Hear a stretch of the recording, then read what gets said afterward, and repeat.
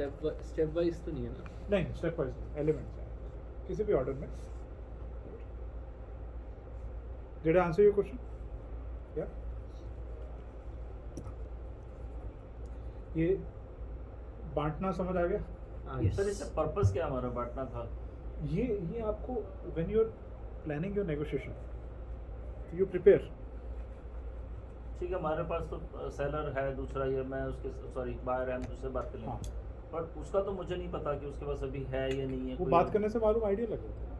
When you're talking to somebody, you figure out. वो आपको 4 बार ही बता चुका होगा. हाँ. आप दे रहे हो ठीक है, नहीं तो दूसरे से ले रहा हूँ. हाँ, वो बार बार यही आपको दे रहा होगा. एक दूसरे का तो ये रेट आया बट था. अगर वो फेकिंग चल रही है sir, That also you discover. बात करने से मालूम चल जाता है, इतना तो मालूम चलता तो है. लगता है वो तो कि यार ये जो प्राइस बोल रहा है वो मार्केट में नहीं है, ये मार्केट में है ही गलत नहीं है बोल कोई. रहा है. हाँ. और अगर कोई कर रहा है तो लॉस में कर रहा है वो deal. Now it's up to you to decide कि लॉस में उठानी है नहीं उठानी.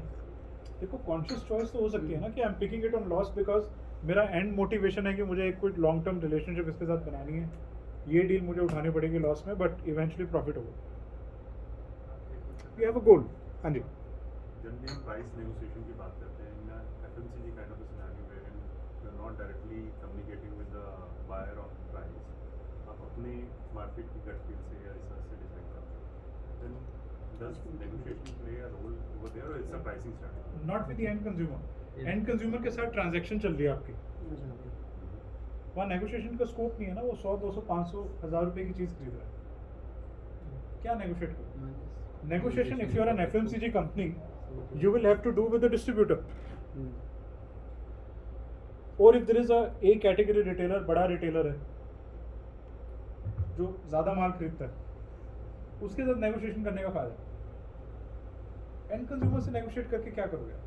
नहीं, I'm not saying face to face negotiation नहीं होती है. हाँ. लेकिन let's say there are 5 brands sitting on the shelf, तो एक mental negotiation तो हम करते ही हैं ना बाहर से.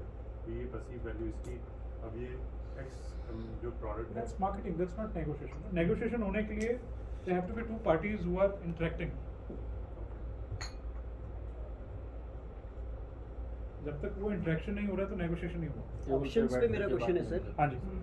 आपने बोला नेगोशिएशन तब होगा जब आप और मैं सेम टर्म्स पे लाइन है कि मुझे ये लैपटॉप चाहिए, फिलोसफी इस कॉन्फ़िगरेशन पे चाहिए, हाँ. और ऐसे ही चाहिए. अब 3 इयर्स गारंटी की बात हो रही है और मैं आपको 5 इयर्स गारंटी पिच कर रहा हूँ as a option deal, as an option. As an option. But वो तो पैरामीटर से आउट हो गया. No. The point is, if you're able to change their, modify their specifications by educating them, which is very common by the way.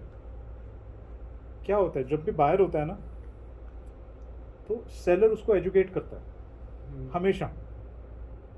Buyer को ये नहीं मालूम उसको क्या चाहिए. ये स्टीव जॉब्स भी कहता रहता है, मार्केट रिसर्च करो बट इतने भी मत करो, मालूम ही नहीं कस्टमर को उसे क्या चाहिए. तो you have to educate the buyer. Buyer कहते हैं मुझे ये 3 चीज़ें चाहिए.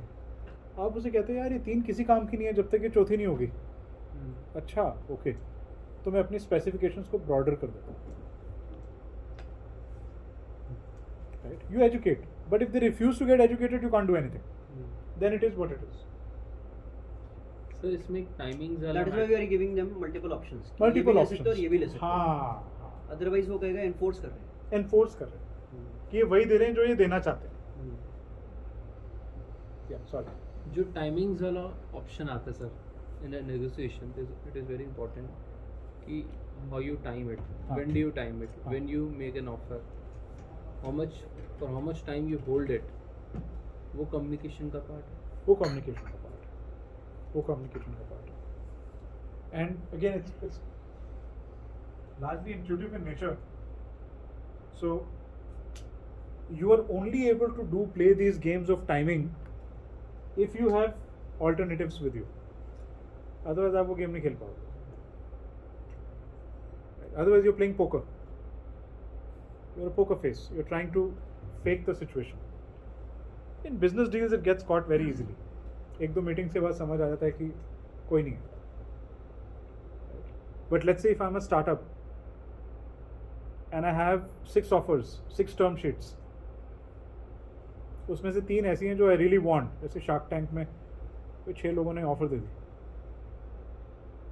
ठीक है, तो as a founder I will pick up the guy who I want to deal with and if I have 6 offers, then I'll start putting conditions.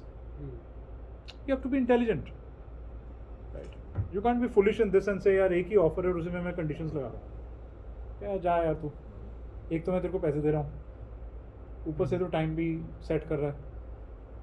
हाँ, आप ये ज़रूर कर सकते हो कि अगर आप let's say if you're desperate for money, sir, if after the term sheet, if you give me the check in the next 15 days, I'll further give you a 5% discount on share price. That you can negotiate if you're desperate for cash. But with just one offer on the table, कोई है ही नहीं आपके पास बांटना,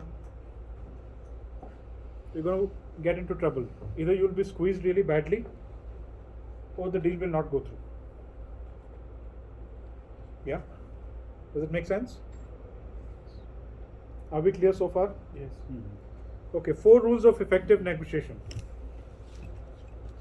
Background homework. सारा काम ही यहीं से start होता है, if you ask me. एक बार आपको पता चल गया कि डील किसके साथ करनी है, यहाँ ये जानने के लिए भी, you have to understand the interest and positions of the other party. It's again step number 1 in any relationship building. आप किसी के साथ दोस्ती करना चाहते हो, मिलने जा रहे हो, अगर आपको मालूम है कि इसका पैशन क्या है, इसका इंटरेस्ट क्या है, तो your chances of building a relationship increase. You need to understand their perspective, view the situation from a different lens, जिसको हम empathy भी कहते हैं. Can I empathize with this deal maker's position? ये क्या चाह रहा होगा इस डील से? हम क्या सोचते हैं, हम डील करने जाते हैं अपने बारे में सोच लेते हैं, मैं क्या चाहता हूँ. If you do a background study on what he may be wanting from the deal, you'll be a much better negotiator. Because आप अपने सारे options उस तरीके से align करोगे. ऑब्जेक्शन स्ट्रिपिंग बेटर हो जाएगी, हाँ जी, ऑब्जेक्शन हैंडलिंग बेटर हो जाएगी. बहुत ही आसान हो जाएगा. आपके options भी aligned होंगे ना, otherwise तो तुक्केबाजी है. Why do we give options? Because हम ना कहीं assess करने की कोशिश कर रहे होते हैं कि इसने बोला कुछ था, लेकिन जब जनरली क्या होता है, लोग जब बात करते हैं तो कुछ बोलते हैं, जब एक्चुअल डॉक्यूमेंट आता है तो कहते हैं यार ये तो नहीं, ये नहीं, ये नहीं, वो नहीं. It's because people also don't know what they want. Right? So a good amount of time in any deal should go in understanding each other. Background, homework. And during the process, don't negotiate against yourself. This is important. If we do not understand the perspective and points of the other parties, especially, a lot is actually revealed during the negotiation than before it. It is essential to stick to one's initial stand and explain the rationale before giving in too early. Always better to wait and understand what is more important for the other party. कहने का ये मतलब कि जब negotiation start होगी और अब आप उस पार्टी को थोड़ा सा समझो, थोड़ा बहुत, right? तो अब in the hurry to sign the deal, don't give in too early. कि आपको जो चाहिए वो मैं दे रहा हूँ, बात खत्म. ये मैंने बहुत लोगों के साथ देखा है, और बाद में सिर्फ और सिर्फ डिससेटिस्फैक्शन होती है बोथ साइड्स. बिकॉज उस टाइम पे लगता है कि यार डील हो जाए फटाफट, चेक एडवांस मिल जाए. Many people negotiate because advance चाहिए, फटाफट डील क्लोज करो, पैसे लो, काम चालू करो, बट बाद में regret. So during the process, don't negotiate against yourself. Just because you understand the needs of the other party a lot better, पता चले कि उसी के साथ empathize कर रहे हो और अपने बारे में भूल गए, right? तो वो भी नहीं होना चाहिए. So keep your interest intact. Some people are very smart. The other side of the deal, वो अपनी सारी प्रॉब्लम्स आपके साथ शेयर करेगा. अरे यार मेरा ये इशू है, वो इशू है, ये नहीं हो पाएगा, लीडरशिप ये अप्रूव नहीं करेगी, ये नहीं होगा, वो नहीं होगा, देखो मेरे हाथ में तो कुछ भी नहीं है. तो आप उसके साथ एम्पैथाइज करते जा रहे हो. वो करते करते करते करते अपने बारे में भूल जाते हो कि मुझे क्या चाहिए था, और आप उसके हिसाब से काम करना शुरू कर देते हो. Have you experience that? बहुत बहुत स्मार्ट होते हैं कुछ लोग, अपनी सारी प्रॉब्लम्स टेबल पर रखते हैं. भाई बना ले. And so much so that you will forget your interest. stalemate. Often during negotiation, there comes a point where neither side can budge, and that's where emotions override logic. At such times, it is a good idea to check if one can give the other side their issue in exchange for a unrelated point that is relatively less important for us.